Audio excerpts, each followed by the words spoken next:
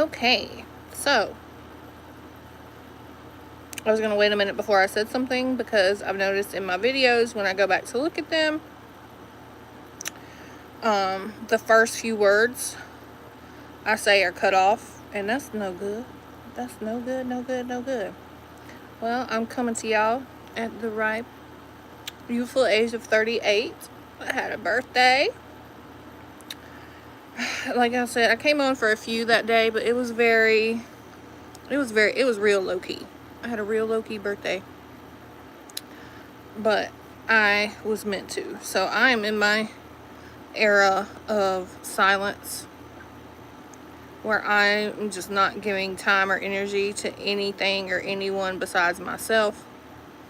I've even cut off all my favorite habits, tattoos, piercings, nails, because I'm about to go on a healing journey, and then sometimes to heal you have to hurt first. So I'm getting surgery done like three weeks from now, and so I still have doctor's appointments to go to for that, which is still irritates my soul.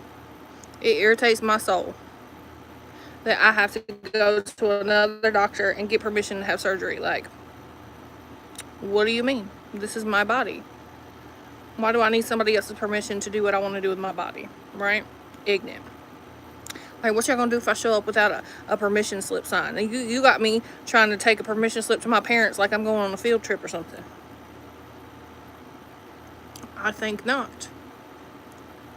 So, other than that, I wanted to talk today. Let's decode some more words. Let's decode words used to denigrate women. Okay, first word, bitch, right? Well, we know what a bi is. Bi means two. And then we know what itch means. So, let's look up the etymology of that. I haven't looked it up before, but I have my own meaning.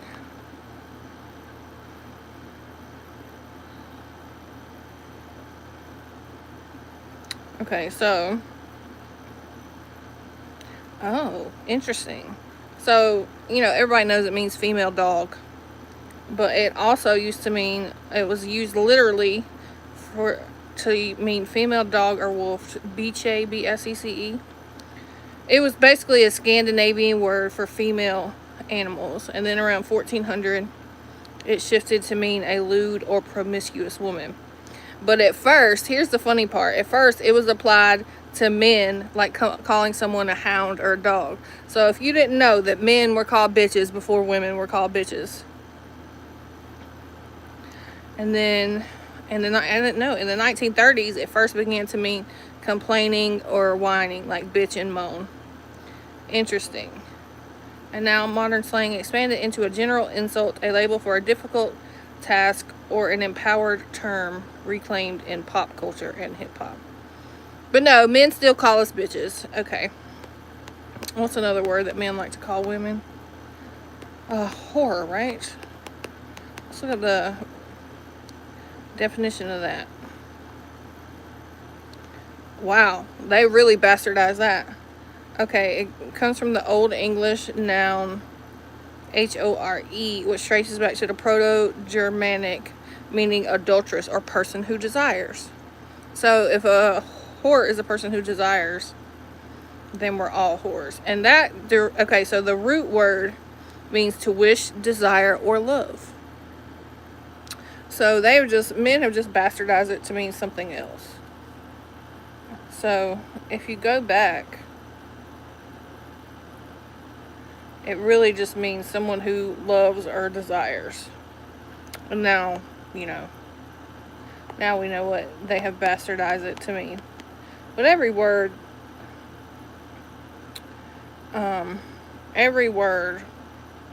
words are tricky because every word is just a word used to describe another word. So it just goes on and on and on.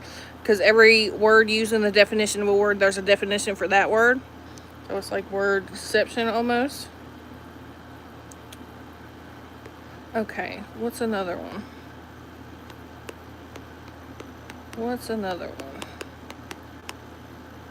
And then a lot of people don't think the word female is derogatory. It definitely is. It definitely is, because by definition, okay, let's look at female. Because if you don't call the male equivalent, if you don't call them males, then it's obviously a different.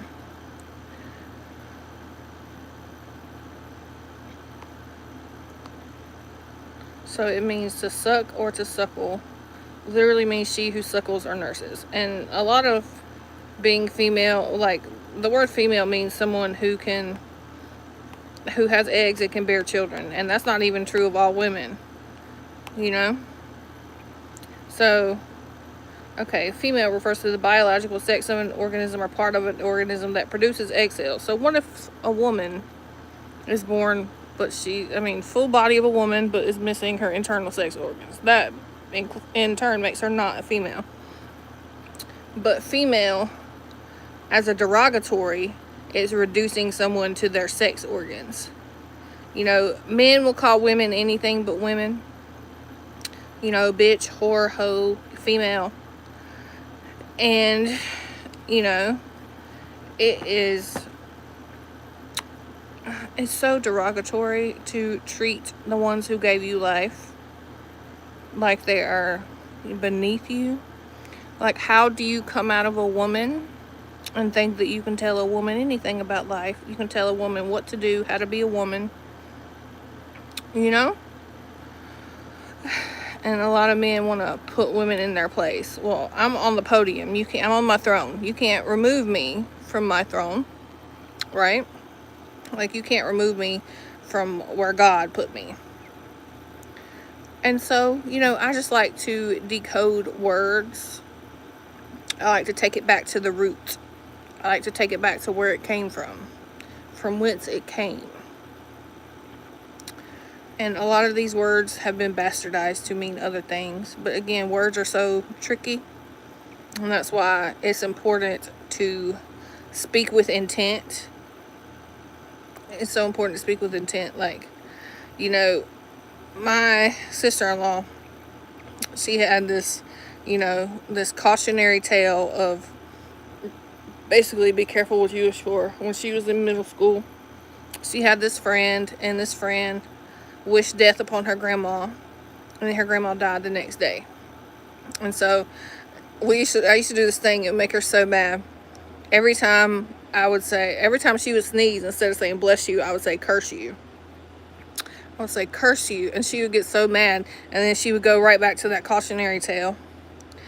But the thing about when somebody tries to curse you, right? Somebody tries to put a curse on you or a spell on you, or like they got a voodoo doll. That energy flows both ways, right? It's like a battery. So you have to take the negative in and turn it to a positive for your gain. So instead of them taking energy from your battery, they are recharging your battery. And I don't have a whole lot right now. Just, you know, some days I have tons of energy. Some days I can just talk and talk and talk. And then other times I don't have it. Like, I haven't really been on here this week. I've just been tired. And that's the thing that, you know, people don't understand, is that when you have chronic illnesses, it makes your body way more tired. It's like, it doesn't matter how much sleep I get, I'm always tired. I feel a yawn going on right now. But when you have certain illnesses, you're always going to be tired. And there's nothing to do about it. Sure, you can use like caffeine or something, but I tend to crash way harder anytime I use any sort of substance like that. I crash way harder than I would if I were just living the sober life like I am now.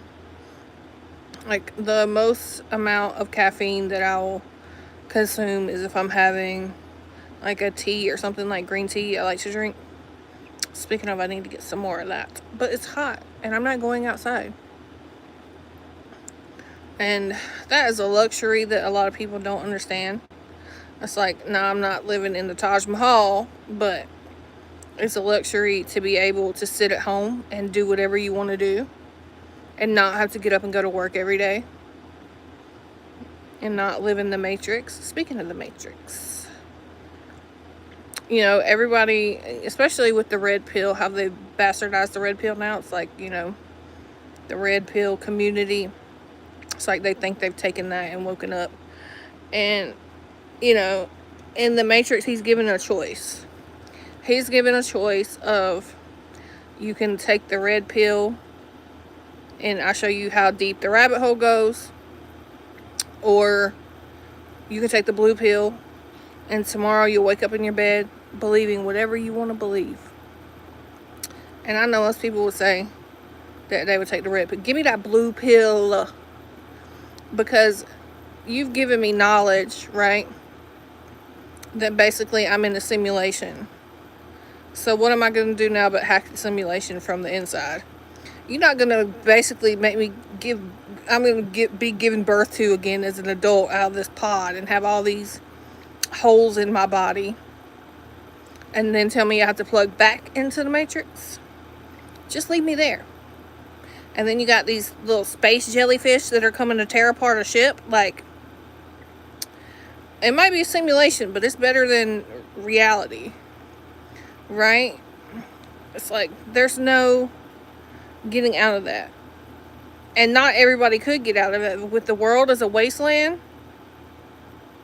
there's no way that everyone could escape the Matrix with the amount of people. But then again, that kind of liquidates your bodies if you stay in. So there's really no right answer. But if I can live a lifetime in the Matrix, which I'm going to have to do anyway, the best thing to do is hack it. So it's like, you give me the knowledge and you said I can believe what I want to believe, but you didn't say the knowledge will be taken from me. So yeah, if I was in the Matrix, I'm definitely taking the blue pill, because it's like the red pill is just a shortcut. Like, yeah, you can learn kung fu and all that. You can do that living in the Matrix. But I would take the blue pill because it's like, you know, I can learn how deep the rabbit hole goes while still living in the Matrix. Just like we do now. Because, you know, our world is a simulation and it might not be exactly like the Matrix, but we pretty much have a consensus reality that we have agreed upon. You know, most of us live in the same reality, but we have different versions of that reality. There's different alterations of that reality. I don't know what anyone else's reality looks like but mine. That's it. I know my reality, that's it. But we all live in different realities, but we live in a shared reality because we're able to interact with other people. But what if other people don't exist when you're not looking at them? Like, what if no other person in the world exists but me, and they only exist when I look at them? Like this condition called solipsism syndrome. It's the belief that other people only exist because you exist, and if you cease to exist, then they cease to exist. And I think they're onto something there, because if I'm not around to see it exist, does it exist? It's like if a tree falls in a forest and no one's around to hear it, doesn't make a sound. But if I'm not here to see or experience reality, does it even really exist? So I go deep down the rabbit hole on my own. I don't need somebody to do it for me and then feed me slop every day. And I kind of get that one guy that was a villain. He's like, why didn't I take the blue pill? Yeah, I feel you. I feel you there. Because I'm definitely taking the blue pill.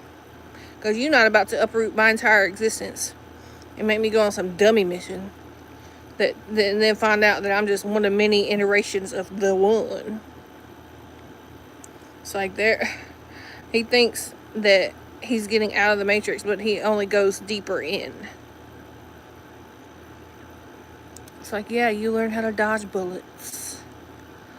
But why did you have to escape the Matrix to realize what you could do in the Matrix? If you already know that everything is a simulation, because our brains filter our brains are like a filter, right? If we didn't have our brain to filter and basically dumb it down for our senses to perceive, our brains would explode. I mean, they would. Our brains would explode. Like, reality that we see is a filtered version that's not the true reality. And you think about how you could observe reality with not using the senses. So it sounds extremely paradoxical, but you would have to be a non-observer. You have to observe what can't be observed without using the senses. And that gave me such a headache when I was thinking about it. I'm like, well, what if we only perceive a filtered version of reality through our senses? Like, what we perceive is consensus reality. Then what is actual reality? What is reality outside of anyone's senses? And I think about that, even in like nature, different animals have different senses than us. Some have bioluminescence, some have, they see in different colors than us, different wavelengths. So the reality that you perceive is dependent upon the type of body in which you inhabit, but it's still not reality. It's a filter. Our senses are a filter, but it's not. And then it goes back to the question, what is real? Like, what is real? Actually, what is real? Let's look up the etymology of real. Because if you can see it, taste it, touch it, hear it, is it real? What is that? What makes something real? Real comes from the Latin word res, meaning thing, matter, or property. Entering English in the 14th century via Old French, it originally meant actually existing. It used to mean relating to things. So it's meant a lot of things, but it meant thing, matter, or property. So basically it's like a noun, a person, place, or a thing. That's what we think real means. But by that definition, our thoughts aren't real. By that definition, what goes on inside your head isn't real, because it can't be perceived with any of the five senses. And you have a whole mind's eye in your head where you can see things, you can hear things without actually seeing them, without actually hearing them. So by definition of real, thoughts aren't real. A lot of things aren't real. If it's not tangible, it's not real. So if I weren't saying my inner thoughts out loud, they wouldn't be real, according to that definition. So, that's what it goes back to. What is real? Are you real? Are you even real? You might think you're real. And it goes so deep down the rabbit hole. That's why I love The Matrix, but the whole point is I'm taking the blue pill, because you can live in the Matrix and still hack the Matrix. Like, you don't have to have all these, you don't have to be given birth to twice as an adult and be bald and have all these, and then have this needle that goes into the back of your head. I'm good. Leave me right there in the Matrix, because that's where they go back to anyway. They go back to the Matrix. And that's basically what we live in, because we live in a simulated reality. And I don't necessarily mean that someone's controlling the simulation from the outside. It could be that too. But also, the simulation is in your brain. Because what we perceive, like I said, what we perceive as consensus reality isn't true reality. And it sounds like a lot, I know. It's a lot to realize that the world that we live in and what we think we know isn't even the tip of the iceberg. It's like a little ice chip that fell off the iceberg. And I don't even think we know that. And we think as a species that we are so smart, but we don't even know what we don't know. There's so much that we don't know. And that's why I have a thirst for knowledge. That's why I'm always reading. That's why I'm always learning new things. Like almost every night I go to sleep listening to like mysteries of the universe, scientific things, quantum mechanics. And I've learned a lot from that. But I don't want to get too much more deep into that. I just wanted to pop on real quick, and now I'm about to pop right back out. Just because I just don't really have the energy today. But I'm going to go enjoy my day, as everyone else should too.